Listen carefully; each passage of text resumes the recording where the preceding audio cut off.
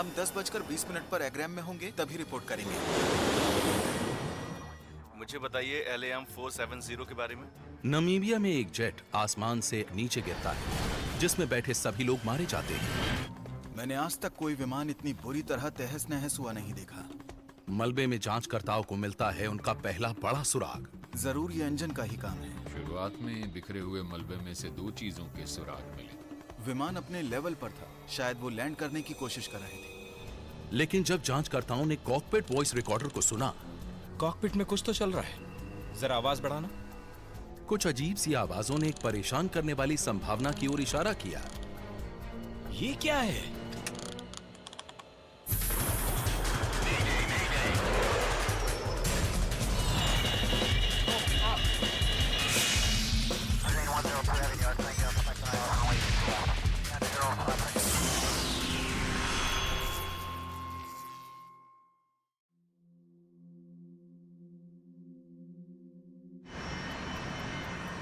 मपूटो international airport, Mozambique. Auto brake TRO पर set है। Auto brake set है। Confirm take off configuration. Take off configuration ठीक है। LAM 470 take off के लिए तैयार। LAM 470 आप टेक ऑफ कर सकते हैं। ठीक है मपूटो टावर, LAM 470। चलो चलते हैं।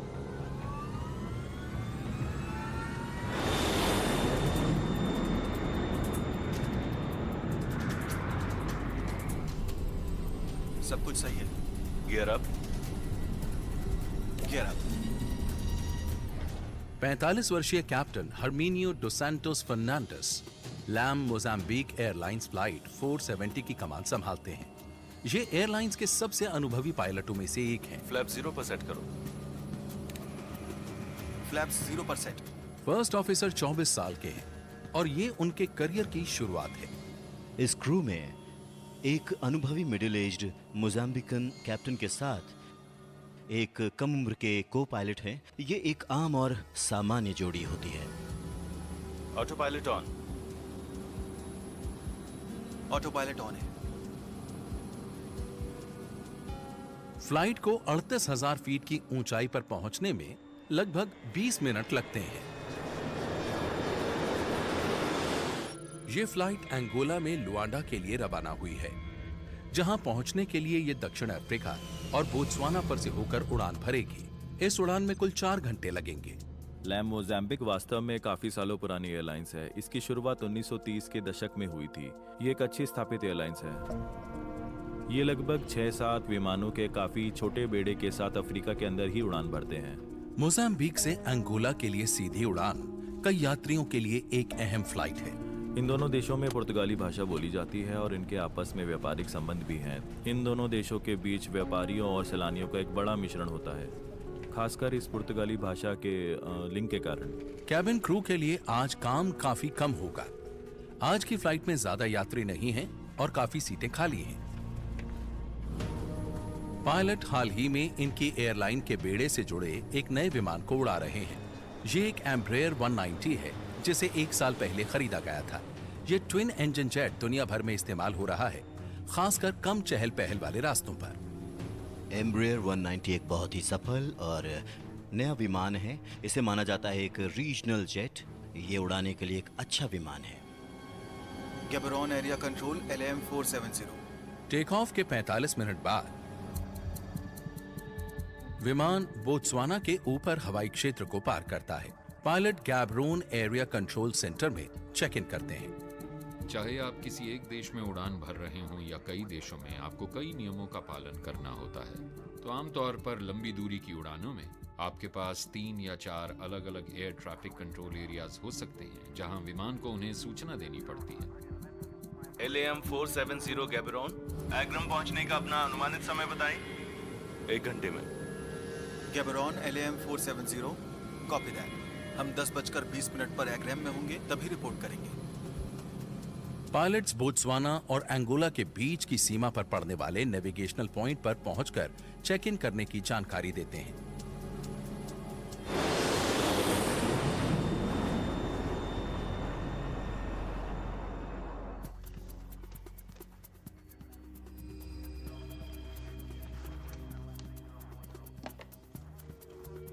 गैब्रोन में कंट्रोलर को लैम 470 से बात किए हुए 1 घंटा बीत चुका है।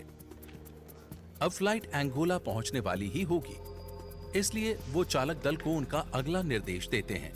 LAM 470 गैबरॉन, प्लीज लुआंडा कंट्रोल की ओर बढ़ते रहें। फ्रीक्वेंसी 8888।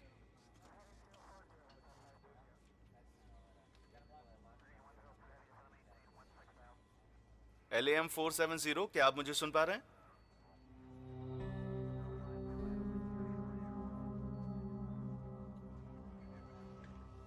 लेकिन कोई जवाब नहीं आता।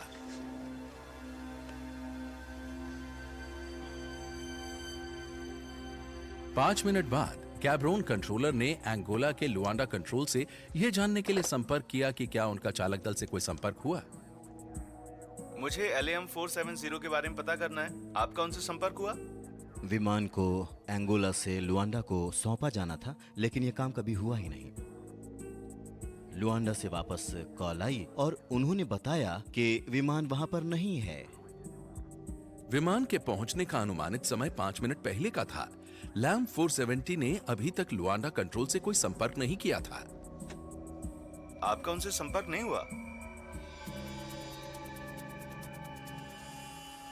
कंट्रोलर को समझ में नहीं आ रहा था कि लैम 470 कहां है। वो गायब हो गया था। विमान के इमरजेंसी लोकेटर ट्रांसमीटर से कोई आपदा सूचना या अन्य संकेत नहीं मिला। 3 देशों की जांच एजेंसियां जहां विमान के मिलने की कोई सूचना मिल सकती थी, बोत्सवाना, एंगोला और नमीबिया थे। आखिरी बात सुबह 9:19 पर हुई थी। यहीं से शुरू करते हैं। तीनों देशों के जांचकर्ताओं ने अपने रिकॉर्ड किए गए रेडार सिग्नलों को जांचा ताकि उन्हें लापता एम्ब्रेयर 190 का कोई सुराग मिल पाए। नामीबियन जांचकर्ताओं को विमान का सुराग मिल गया। ये रहा। नामीबिया के विमान दुर्घटना जांच निदेशालय के सदस्य यानी DAAI रिकॉर्ड किए गए सिग्नल की समीक्षा करते हैं। नामीबियाई लोगों के पास रडार की जानकारी थी जो उन्हें क्रूज पर दिखाई दे रही थी, पर तभी तक जब तक वो सिग्नल से और रडार से गायब नहीं हो गया था। ठीक से देखो, यहां से नीचे उतरा। डेटा से पता चलता है कि फ्लाइट 470 सामान्य तरीके से 38,000 फुट पर उड़ रही थी। फिर यह बहुत तेज गति से जमीन की ओर बढ़नी शुरू हो गई। काफी तेजी से नीचे आ रहा है। उन्होंने 6 मिनट तक सिग्नल को देखा, जिससे पता चला कि विमान 30,000 फुट से भी ज्यादा ऊंचाई से नीचे गिरा था। वो आम डिसेंट रेट से दुगनी तेजी से नीचे आ रहे हैं। बस इतना ही। आखिर ये हुआ। ये साफ था कि विमान उड़ रहा था और जमीन से हजारों फुट ऊपर रेडार से गायब हो गया। कह सकते हैं कि विमान या तो लैंड करने की कोशिश कर रहा था या उसमें कोई खराबी थी और वो क्रैश हो गया। विमान के 6,600 फुट से नीचे गिरते ही रेडार ट्रैक गायब हो गया। लेकिन इससे पता चल जाता है कि लैम 470 बोत्सवाना और नामीबिया के बॉर्डर के बीच से कुछ किलोमीटर की दूरी पर तेजी से जमीन की ओर बढ़ा था। हाँ, हम उस जगह में एयर स्ट्रिप्स चेक कर रहे हैं। मुझे आखिरी लोकेशन के आसपास कोई हवाई अड्डा नहीं दिखा। जांचकर्ता उम्मीद कर रहे थे कि पायलट ने किसी हवाई अड्डे पर विमान को लैंड करवा दिया होगा। इस विमान के हालात आपातकालीन थे, जिसके कारण वो दुनिया से संपर्क नहीं कर पा रहे थे, या वो विमान को संभालने में व्यस्त रहे होंगे, या वो किसी एयर स्ट्रिप पर उतरने की कोशिश कर रहे होंगे, या हवाई अड्डे से दूर आपातकालीन लैंडिंग की होगी। लैम 470 के नीचे की ओर बढ़ने से लेकर उसके रेडार से गायब होने के बीच 6 मिनट का समय था। पायलटों के पास इतना समय आपातकालीन कॉल करने के लिए काफी था। सवाल यह है कि उन्होंने ऐसा क्यों नहीं किया। मोजाम्बिक एयरलाइंस फ्लाइट 470 को ढूंढने के लिए खोज और बचाव दल तैनात कर दिए गए।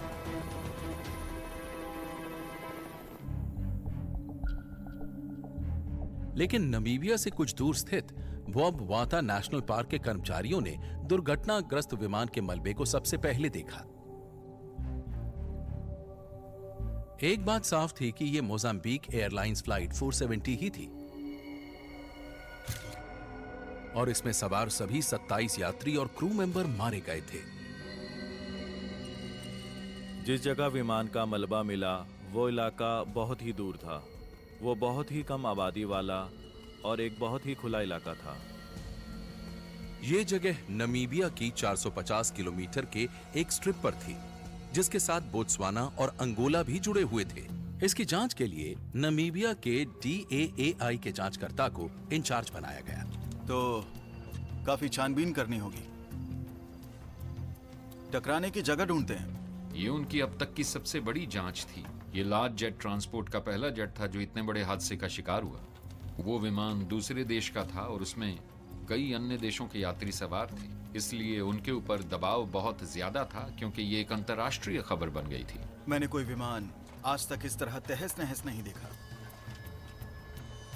टीम मलबे की अच्छी तरह से छानबीन करती है ताकि हादसे की वजह का सुराग मिल सके। मलबे से भी हमें कई जानकारियां मिलती हैं। जमीन पर वो मलबा कैसे फैला है, ये बात भी बहुत अहम होती है। फ्लाइट के रेडार से मिले अंतिम आंकड़ों से पता चला कि विमान दुर्घटना से पहले काफी तेजी से जमीन की ओर बढ़ रहा था, लेकिन दुर्घटना स्थल पर कई और अहम जानकारियां भी मिली। तो प्लेन वहां से नीचे आया और इस दिशा में बढ़ा, लुआंडा की ओर। दुर्घटना स्थल देखकर एक बात तो साफ हो गई कि फ्लाइट 470 सही दिशा में बढ़ रही थी। जांचकर्ता रैकेज पैटर्न को ध्यान से देखते हैं, शायद कोई और सबूत उन्हें वहां मिल जाए। दाहिना एलेरॉन नोट करो। एक खास चीज जिसकी जांचकर्ताओं को तलाश होती है वो ये देखना है कि विमान के बहुत खास हिस्से मलबे में या उसके आसपास की जगह में हों, जैसे कि विमान के विंग्स की टिप, विमान के आगे का हिस्सा यानी नोज और विमान की टेल। बायां फ्लैप। यदि विमान में कोई टूट फूट होती है तो सबसे पहले विमान के ये हिस्से विमान से टूटकर अलग होने लगते हैं। जांचकर्ताओं को विमान के सभी हिस्से मिल गए थे, मतलब जमीन पर टकराने से पहले विमान ठीक था। विमान के टकराव वाली जगह पर जांचकर्ताओं को 2 एक जैसे गड्ढे मिलते हैं। सुनो, इसका नाप लो।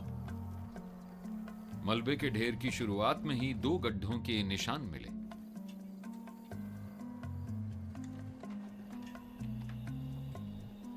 बत्तीस फुट।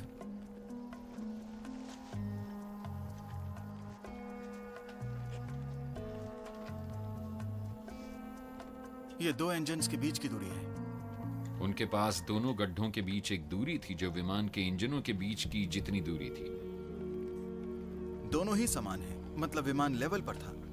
इससे जांचकर्ताओं को यह पता चला कि विमान विंग्स लेवल पर था। ये एक अहम सुराग था। इससे जांचकर्ताओं को पता चलता है कि विमान जमीन पर किस तरह आकर टकराए। जांचकर्ता दुर्घटना स्थल के वास्तविक आकार की जांच करते हैं। तो हम टक्कर के पहले पॉइंट से 1597 फुट की दूरी पर हैं। मलबे का आकार लंबा और सकरा होता जा रहा था। तहस नहस हुए विमान के काफी दूर तक फैले हुए मलबे को देखकर यह साफ पता चलता है कि जमीन पर टकराने के समय विमान की जो वर्टिकल स्पीड थी वो बहुत ज्यादा थी। जिस तरह से मलबा काफी दूर तक फैला है उसके हिसाब से विमान की फॉरवर्ड स्पीड भी बहुत थी। यह आमतौर पर यह बताता है कि विमान की गति बहुत तेज थी। जरूरी नहीं कि जमीन पर टकराने से पहले विमान की गति काबू से बाहर हो। मलबे का यह विशाल ढेर एक अहम पहलू की ओर इशारा करता है। शायद वो लैंड करने की कोशिश कर रहे थे। इस सवाल का जवाब जानने के लिए टीम ने लैंडिंग गियर की जांच की। टायर नहीं फटे, इसमें कोई नुकसान नहीं हुआ है, कोई पंक्चर के निशान नहीं। वो लैंड नहीं कर रहे थे। ये आपातकालीन लैंडिंग नहीं थी।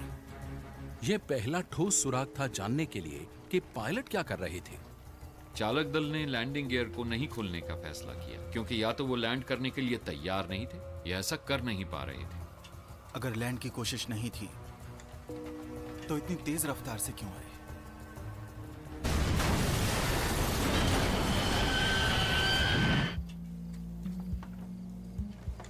दुर्घटना के एक दिन बाद भी इस बात का कोई पुख्ता सबूत नहीं मिला लैम 470 इस तरह से नमीबिया में जमीन पर आकर क्यों टकराया।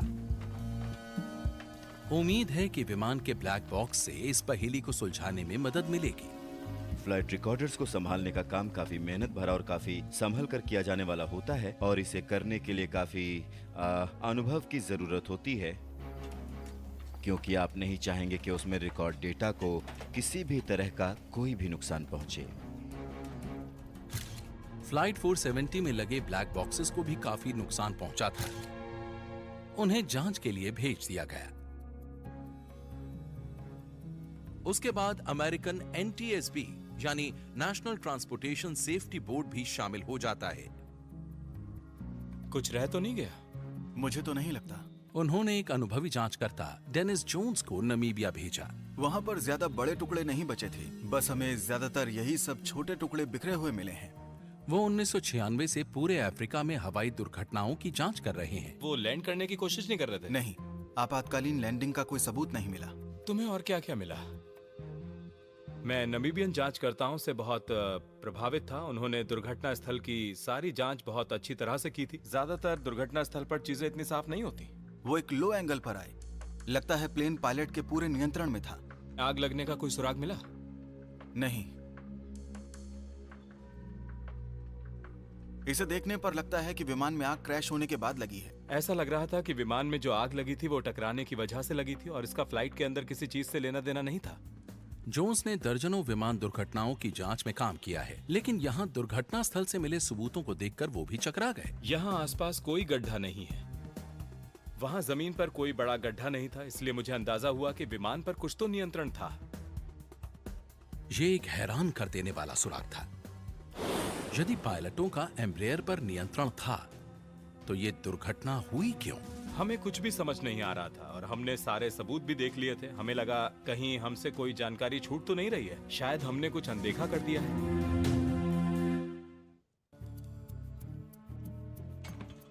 लैम फ्लाइट 470 का मलबा और रेडार के आंकड़े जांचकर्ताओं को विमान की दुर्घटना की एक जैसी ही कहानी बताते हैं।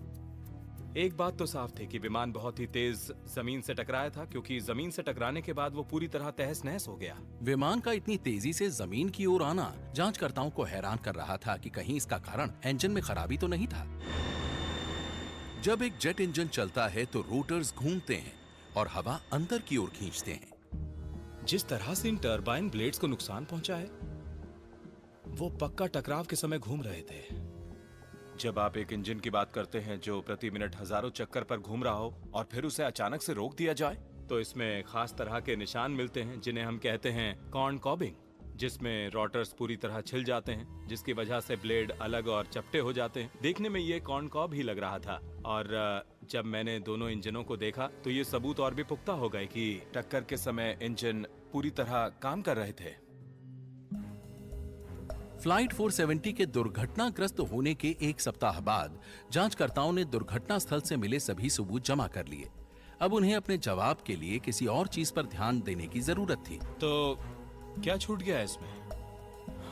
जब मैंने घटनास्थल को अच्छी तरह देख लिया तो मैंने कहा, हाँ, हमें मशीन से जुड़े कुछ जवाब तो मिल गए हैं, लेकिन सारे जवाब नहीं हैं। चलिए मेंटेनेंस रिकॉर्ड्स देखें। हो सकता है कि कोई मशीनी दिक्कत हो जो थोड़ी मामूली हो और शायद उस समय बहुत साफ ना दिखाई दिया हो। जांच फील्ड से हटकर अब नमीबिया के विंडहुक के DAAI ऑफिस तक पहुंच गई थी। क्या ये आखिरी इंस्पेक्शन है? लग तो रहा है। वो इस बात पर ध्यान देते हैं कि मोजाम्बिक एयरलाइंस किस तरह से विमान का रखरखाव कर रही थी। नवंबर 28, दुर्घटना से एक दिन पहले।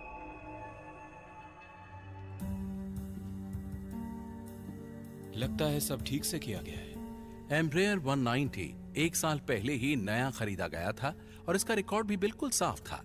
इस विमान का मेंटेनेंस रिकॉर्ड बहुत अच्छा था, जिसको रखा था लैम मोजाम्बिक ने। हाँ, विमान में तो कोई दिक्कत नहीं है। सिस्टम में ऐसी कोई बड़ी खराबी भी नहीं थी जिसे हाल ही में ठीक किया गया हो। मेंटेनेंस में भी कोई चूक नहीं थी जिसकी वजह से सिस्टम में कोई दिक्कत आई हो, बल्कि घटना से एक दिन पहले विमान की अच्छी तरह से पूरी जांच की गई थी। चलो चलते हैं। कोई ऐसा सुराग नहीं मिला जिससे ये पता चले कि विमान में कोई कमी थी, बल्कि उड़ान के समय वो तो बहुत अच्छी हालत में था। किसी मशीनी खराबी का सबूत न मिलने पर टीम ने अपना ध्यान बाहरी संभावनाओं पर लगाया। उन्होंने दुर्घटना वाले दिन के मौसम संबंधी रिपोर्ट की जांच की। ठीक है डेनिस, मॉन वेदर स्टेशन से डेटा आ चुके हैं। क्या फ्लाइट 470 खराब मौसम की वजह से दुर्घटनाग्रस्त हुई थी? बहुत अच्छे। तो हम क्यों ना मापुटो से उनके उड़ान भरने से शुरू करें? अफ्रीका कुछ सबसे तेज और भयंकर आंधियों का गढ़ है और एक आंधी की वजह से कई खतरे हो सकते हैं जो आप सोच नहीं सकते। इसमें आसमान से बिजली गिरने का बहुत खतरा होता है जो आपके नेविगेशनल सिस्टम्स को प्रभावित कर सकता है, जो विमान को कई तरह से हानि पहुंचा सकते हैं। इसमें ओले गिर सकते हैं और बहुत तेज बारिश भी होती है। टीम ने विमान की उड़ान के समय की सभी सैटेलाइट इमेजेस को गंभीरता से देखना शुरू किया। 3000 फुट पर कुछ बादल दिखाई दे रहे हैं, वो भी उनकी उड़ान की ऊंचाई के आसपास नहीं है। मौसम से जुड़ी हमें ऐसी कोई जानकारी नहीं मिली जिससे ये साबित हो सके कि मौसम की वजह से ये दुर्घटना हुई है। उस दिन हवा कैसी थी? 11 नॉट से ज्यादा तेज नहीं थी, तो उससे कोई खतरा नहीं। मौसम से जुड़ी कोई ऐसी जानकारी नहीं मिली जिस पर संदेह किया जाए। मशीन पूरी तरह ठीक चल रही थी, तो जांचकर्ताओं ने विमान के ऑपरेशन की जांच शुरू की, जिससे ये पता लगाया जाता है कि विमान के कैप्टन और फर्स्ट ऑफिसर सभी नियमों और प्रक्रियाओं का पालन कर रहे थे या नहीं। मशीनी और मौसमी दोनों संभावनाओं में दुर्घटना का कोई कारण नहीं मिला, इसलिए जांचकर्ताओं के पास अब एक आखिरी रास्ता ही बचा था। ठीक है, अब पायलट रिकॉर्ड्स देखते हैं। क्या फ्लाइट 470 के इस क्रैश के लिए पायलट्स जिम्मेदार थे?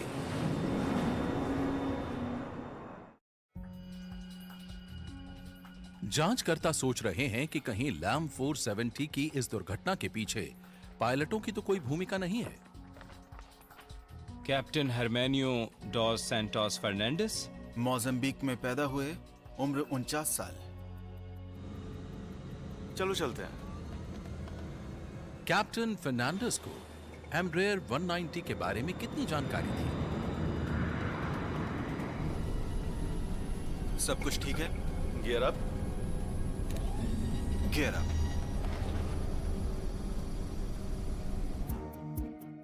टीम उनके पायलट रिकॉर्ड की छानबीन करती है। हम अपनी छानबीन में देखने की कोशिश कर रहे थे कि कहीं पायलट की परफॉर्मेंस में कोई कमी तो नहीं थी। कैप्टन फर्नांडिस न केवल एक मंझे हुए पायलट थे, एम्ब्रेयर 190 पर 2500, कुल 9000 घंटे की उड़ान, बल्कि उन्हें विमान चलाने का अच्छा खासा अनुभव भी था। एक पायलट मनोविज्ञान विशेषज्ञ माल्कम बर्नर से जांच परामर्श लिया गया। विमान के कप्तान का बहुत साफ रिकॉर्ड था, कोई दुर्घटना नहीं, कोई घटना नहीं। वो मेडिकली बिल्कुल ठीक थे, उनके सभी रिकॉर्ड अप टू डेट थे। फर्स्ट ऑफिसर की उम्र कम थी लेकिन 1000 घंटे की उड़ान का अनुभव था। ये तो काफी अच्छा मैच था। हाँ। फ्लैप्स 0 पर सेट है। फ्लैप्स 0 पर सेट। ये बहुत ही आम बात है जिसमें एक फ्लाइट में सीनियर कैप्टन के साथ एक जूनियर फर्स्ट ऑफिसर होता है। इस तरह से काफी कुछ सीखने और करियर में आगे बढ़ने का मौका मिलता है। इसी तरह दोनों मिलकर साथ में एक टीम की तरह काम करते हैं। Auto pilot on. Auto pilot on है।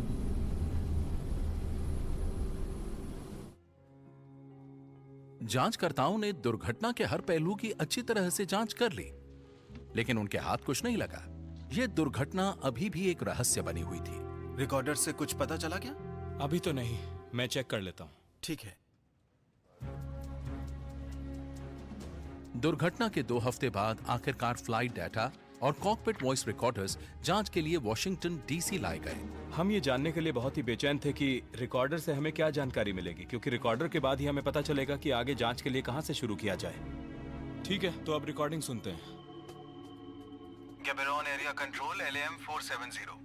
LAM 470 गैब्रोन, एग्रम पहुंचने का अपना अनुमानित समय बताएं। लगभग 1 घंटे में।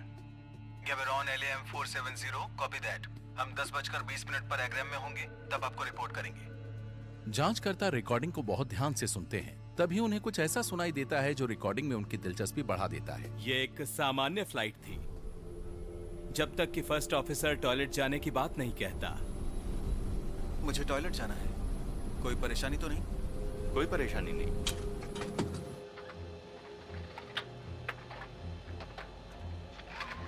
फर्स्ट ऑफिसर कॉकपिट से बाहर चला जाता है। कैप्टन कहते हैं उन्हें कोई परेशानी नहीं और फर्स्ट ऑफिसर वहां से चला जाता है।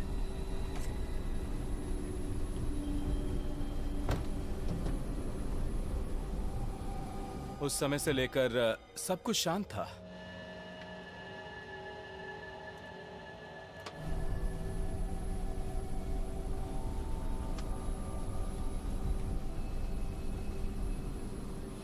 तीस सेकंड बीत गए।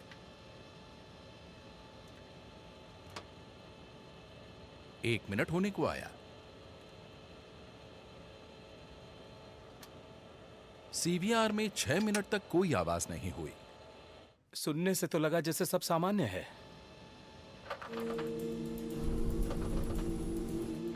फर्स्ट ऑफिसर वापस आ रहा है।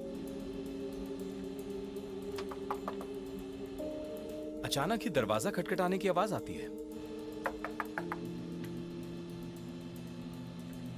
लेकिन कोई जवाब नहीं देता। और फिर खटखटाने की आवाज बढ़ती जाती है लगातार।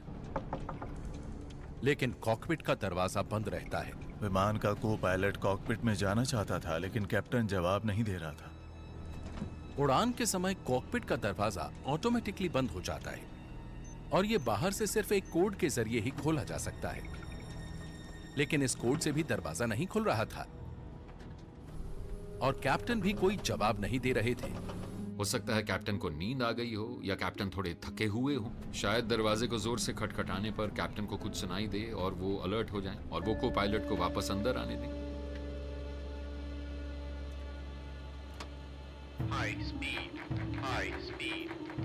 ये क्या है? ये सब चल क्या रहा है? रिकॉर्डिंग और भी डरा देने वाली होती जा रही थी।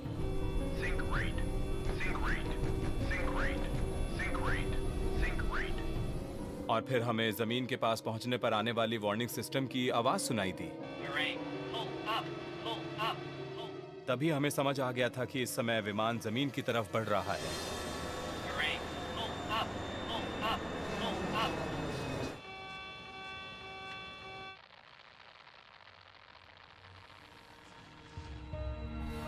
जांचकर्ता हैरान थे। ये आम बात नहीं थी, ये अजीब था। ऐसा कभी नहीं होता। कोई इस स्थिति के बारे में सोच भी नहीं सकता जहां एक को पायलट को कॉकपिट में आने ही न दिया जाए। क्या कैप्टन को कोई परेशानी थी? कई बार दरवाजा खटखटाने के बाद भी कोई जवाब नहीं मिल रहा था और फिर अचानक एक अजीब तरह से सबका अंत हुआ। वहां चल क्या रहा था?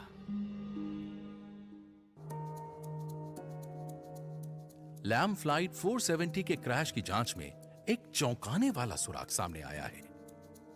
फर्स्ट ऑफिसर कॉकपिट से बाहर आ गया था 6 मिनट के लिए और विमान के क्रैश होने तक बाहर ही था। और ऐसा लग रहा है कि कैप्टन ने इस क्रैश को रोकने के लिए कुछ किया ही नहीं।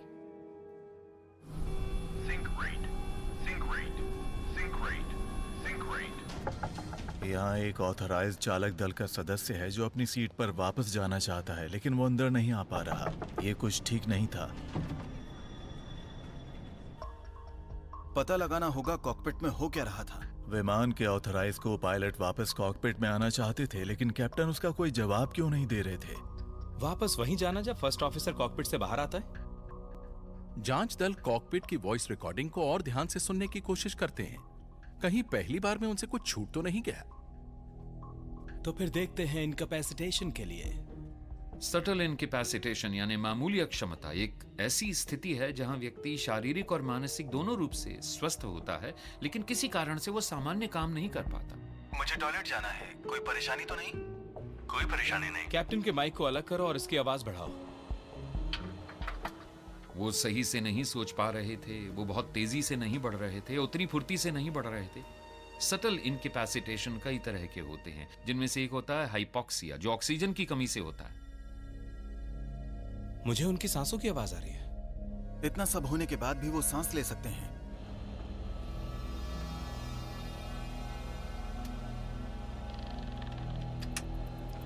रुको जरा, फिर से चलाओ।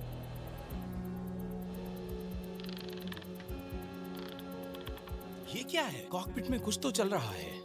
कैप्टन कुछ तो कर रहे हैं। हमें कुछ क्लिकिंग साउंड सुनाई दिए। ऐसा लग रहा था जैसे कि फ्लाइट डेक पर मौजूद पायलट कुछ मशीन ऑपरेट कर रहे थे।